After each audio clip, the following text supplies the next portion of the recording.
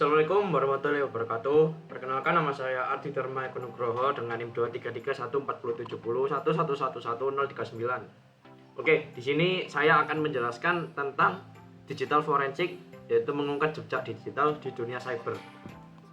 Dengan saya menganut di mata kuliah keamanan komputer. Oke, yang pertama, apa itu digital forensik? Digital forensik adalah proses investigasi untuk menemukan dan menganalisis serta mengamankan bukti dari perangkat digital seperti komputer, ponsel, jaringan, atau cloud. Tujuannya adalah untuk mengungkapkan aktivitas ilegal atau insidensi keamanan serta peretasan, pencurian data, atau penyebaran malware. Bukti yang ditemukan dalam proses digital forensik bisa digunakan di pengadilan untuk keperluan audit keamanan. Tujuan digital forensik adalah yang pertama, mengidentifikasikan bukti data, melestarikan bukti secara aman, menganalisis jejak digital, mendukung proses hukum, serta yang terakhir meningkatkan sistem keamanan. Yang pertama, mengidentifikasikan bukti, menemukan data yang relevan dari perangkat digital seperti file, log, atau komunikasi elektronik. Yang kedua, melestarikan bukti secara aman, yaitu menjaga agar bukti tidak rusak, diubah, atau terhapus selama proses investigasi.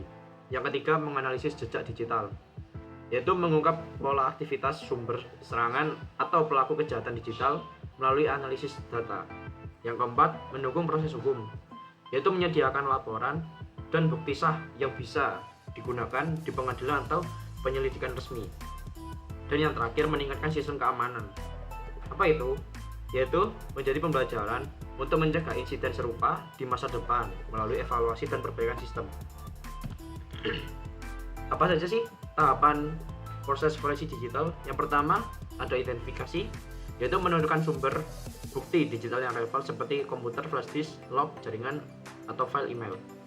Yang kedua, pelestarian, yaitu melindungi bukti dari kerusakan atau perubahan dengan membuat salinan forensik atau image dan menjaga integrasi data. Yang ketiga, ada analisis, menggunakan teknik dan tools forensik untuk mencari informasi penting seperti aktivitas pengguna, file yang dihapus, atau malware lainnya. Dan yang terakhir adalah dokumentasi, yaitu menyusun laporan resmi dan kronologi hasil investigasi yang bisa dipertanggungjawabkan di pengadilan atau audit internal. Apa sih jenis perangkat yang diperiksa dalam proses digital forensik? Berbagai jenis perangkat digital dapat diperiksa untuk mencari bukti aktivitas atau insiden. Perangkat yang umum dianalisis seperti komputer desktop, laptop, dan perangkat penyimpanan eksternal seperti flash disk dan hard drive.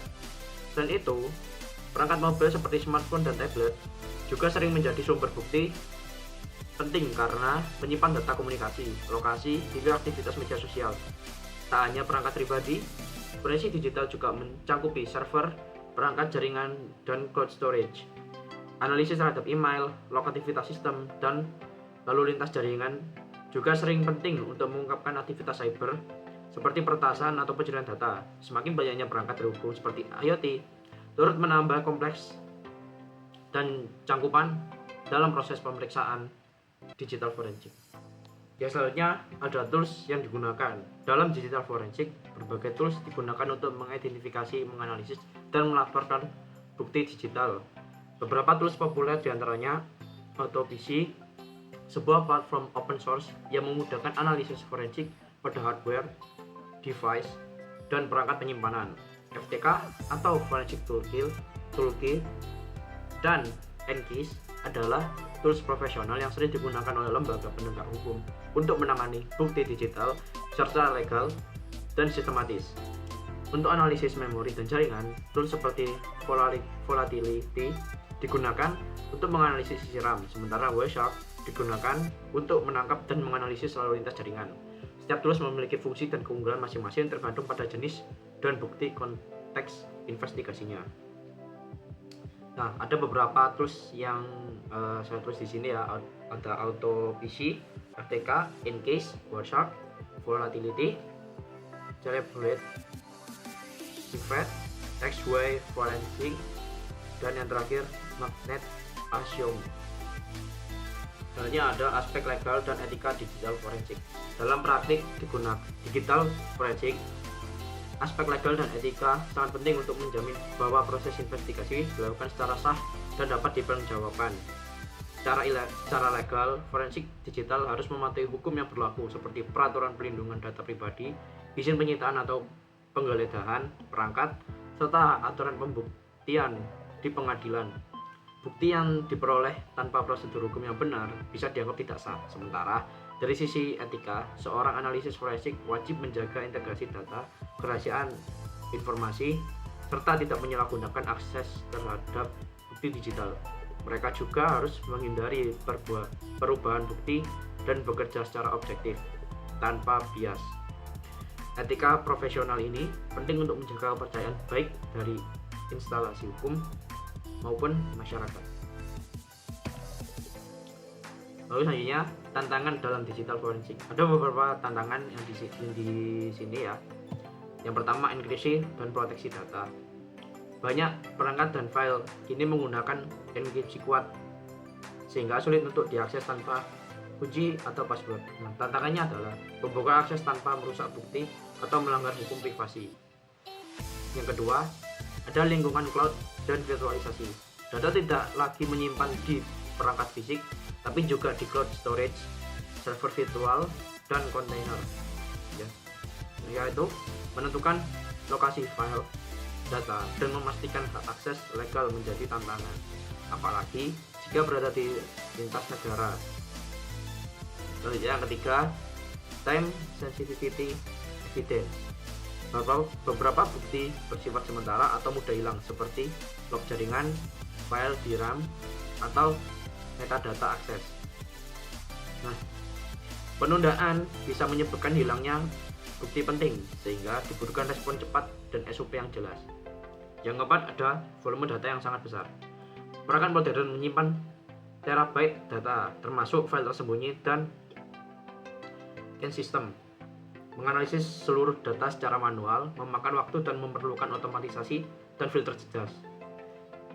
Yang kelima, keragaman perangkat dan sistem operasi. Digital forensik harus bisa menangani banyak platform seperti Windows, Linux, Android, dan yang lain-lain.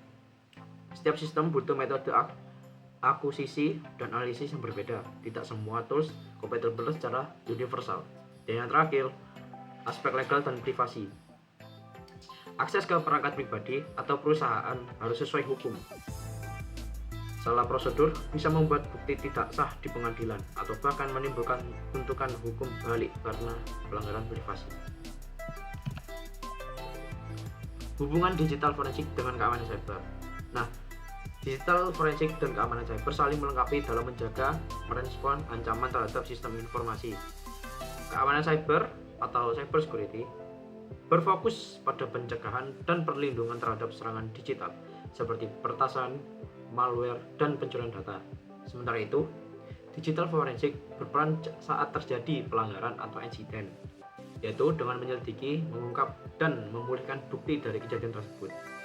Ketika sistem keamanan gagal atau berhasil tembus, digital forensik digunakan untuk, yaitu yang pertama, menelusuri asal dan metode serangan, yang kedua, mengidentifikasi pelaku atau titik lemah sistem, yang ketiga, membantu memperbaiki celah keamanan, dan yang terakhir, menyediakan bukti hukum atau audit internal. Dengan kata lain, keamanan cyber adalah garda depan, sedangkan digital forensik adalah tim investigasi dan perbaikan setelah insiden. Keduanya penting untuk membangun sistem pertahanan digital yang kuat dan tangguh terhadap ancaman yang terus berkembang. Nah, kesimpulan dari itu semua adalah digital forensik merupakan cabang penting untuk keamanan informasi yang berfokus pada proses mengidentifikasi, melestarikan, menganalisis, dan melaporkan bukti digital sebagai jenis perangkat seperti komputer, smartphone, server, jaringan, hingga cloud.